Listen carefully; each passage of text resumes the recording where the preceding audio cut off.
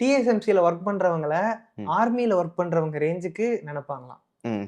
Okay. ம். சிரிக்காத. சீரியஸா சரி. சொல்றேன். ஓகே. டிஎஸ்எம்சில ஒர்க் பண்றவங்களுக்கு அந்த அளவுக்கு மரியாதை குடுப்பாங்களாம். ம்.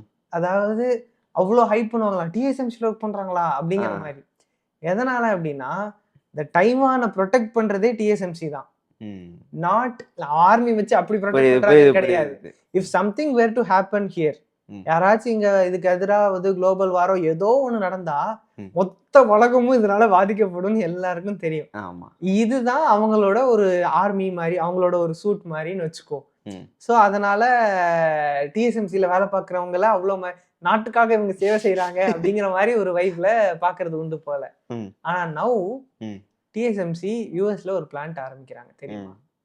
கேள்விப்பட்டேன். But I didn't no exactly. அதனால கொஞ்சம் டைவனீஸ் பீப்பிளோட மென்டாலிட்டியும் கொஞ்சம் அப்படி இப்படி இருக்கு.